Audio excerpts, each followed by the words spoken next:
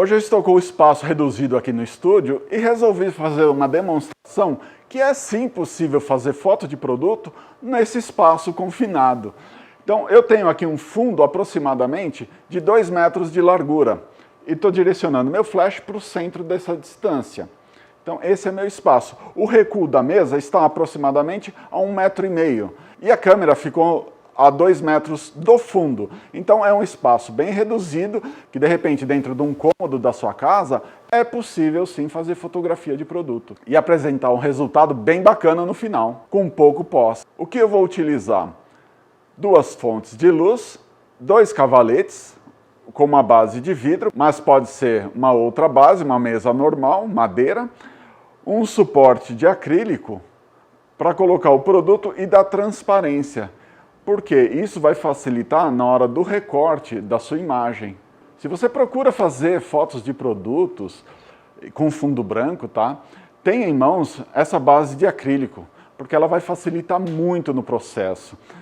Se fosse uma base sólida, você teria na imagem uma sombra bem na base desse produto, porque vai refletir. Se for um acrílico branco, vai ter o reflexo, você vai ter que fazer o recorte. Por se tratar de um acrílico transparente, a luz vem toda do fundo e dá o recorte perfeito. Então ajuda muito isso. Vou fazer a demonstração agora. O primeiro ponto que a gente deve levar em consideração é a luz que está incidindo no fundo. Vou fazer um exemplo de medição aqui, que é justamente na traseira do produto.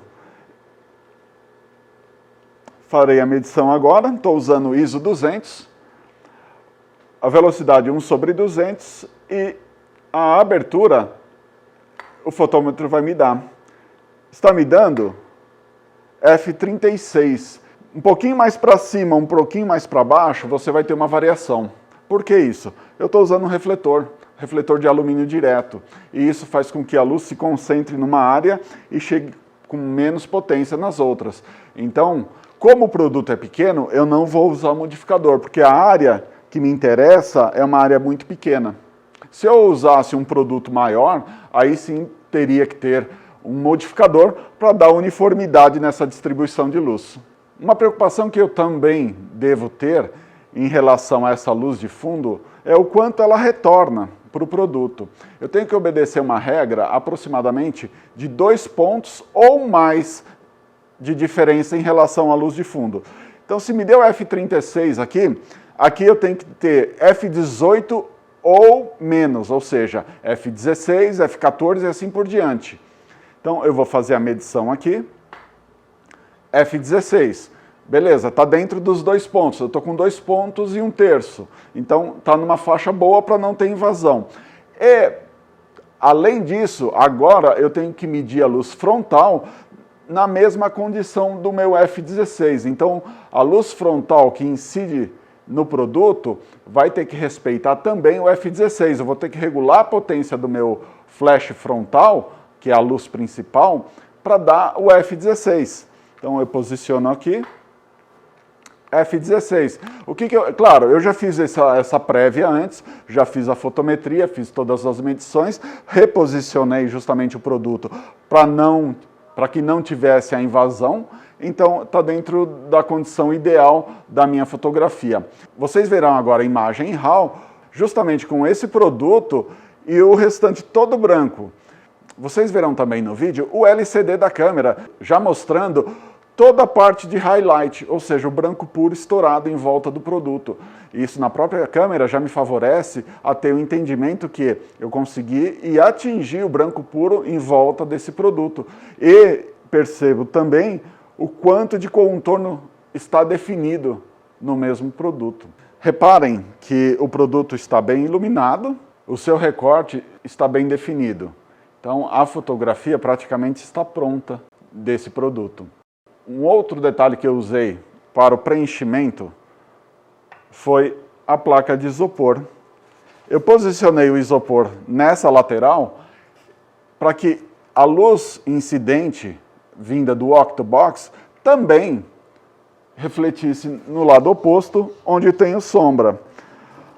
O Octobox é de 1,20 m de tamanho, ou seja, ele tem uma fonte grande em relação ao produto, então ele traz uma luz mais suave. Eu utilizei uma lente 105 macro, a 105 milímetros me permite que o campo de visão fique estreito, então eu concentro muito em volta somente do produto. Não entra muita parte do fundo ou excessos que não me interessam, que isso vai me prejudicar depois no tratamento. Então, como eu disse no início, o que me interessava é justamente o centro da parede ali. Com a 105 milímetros, eu consigo fazer que o fundo dessa foto seja somente aquela parte da parede. Eu posso fazer com umas 50 milímetros? Posso fazer. O que vai acontecer? Eu vou ter que me aproximar para ter o preenchimento do enquadramento com esse produto e, além disso, vai me trazer excesso de parede que não é desejado. Esse excesso de parede vai me trazer um degradê entre branco puro e um branco ou até um cinza bem claro. E isso vai fazer com que meu pós se torne mais trabalhoso. Então, a 105, por fechar o campo de visão, me favorece até no pós. Caso o seu produto apresente uma invasão, mesmo obedecendo essa distância, uma dica muito valiosa que eu vou passar agora é fazer com que tenha placas de bloqueio aqui na invasão da luz do fundo. Por que essas placas de bloqueio? E eu já vou mostrar.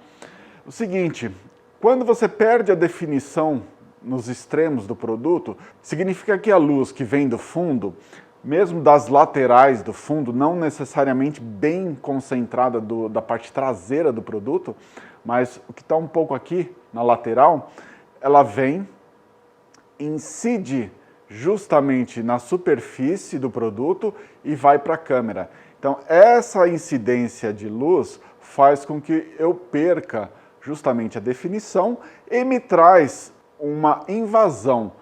A invasão nada mais é que o reflexo da luz de fundo, vamos dizer assim um termo mais popular, lambendo o produto e indo para a lente.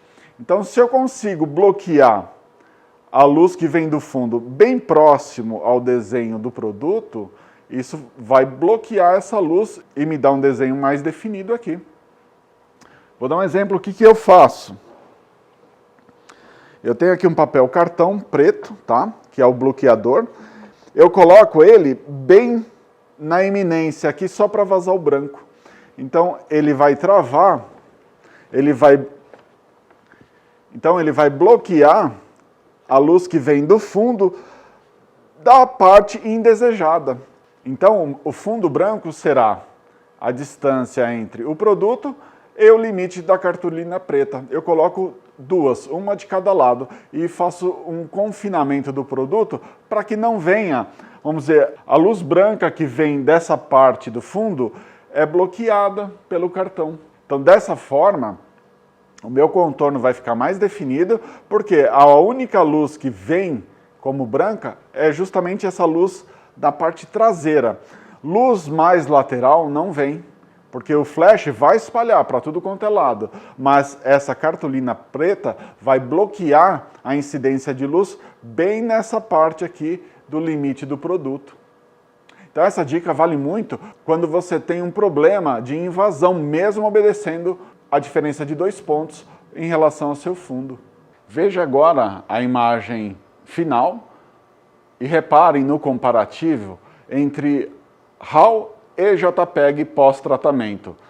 A diferença é muito pequena e praticamente sem tratamento, porque a foto já saiu muito boa. Eu não vou ter que gastar muito tempo no processo de tratamento.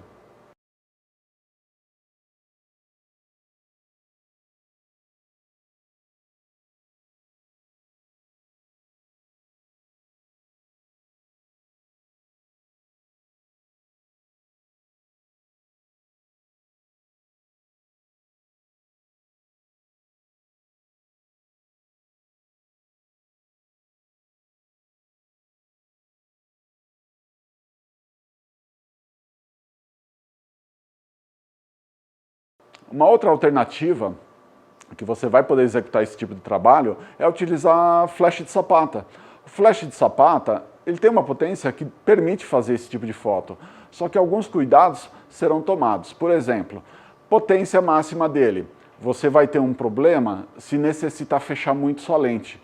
Vamos dizer que você precisa fazer uma foto com f20 de abertura na sua lente. O seu produto é um produto longo que precisa ter profundidade. Isso vai requerer um fechamento da sua lente para que entre todo em foco. Nessa condição, vai precisar de muita luz ou subir o seu ISO. No caso de um flash de sapata, você pode sacrificar a vida dele por estar executando um trabalho com potência alta constantemente. E isso vai diminuindo ao longo do tempo. E te falo mais, a luz do fundo é a primeira luz que você vai precisar regular. Porque não adianta você começar pela frente. Você tem que ter um flash mais potente no fundo para que te traga 2 pontos a mais em relação à luz frontal. A luz frontal vai ter uma perda conforme o difusor que você vai estar utilizando. Essa fotografia você tem que começar a construir a partir do fundo. Por quê? Usa uma potência no fundo. Pode ser a maior potência do seu flash? Dependendo do seu flash, sim. Usa a maior potência, veja 2 pontos a menos no retorno e equalize com a luz principal no seu produto. Se você tem um flash muito fraco lá no fundo, vai te obrigar a usar uma lente mais aberta. Então utilize o flash mais potente que você tem para a luz de fundo. Essas são as dicas que eu dou para fotografia de produto.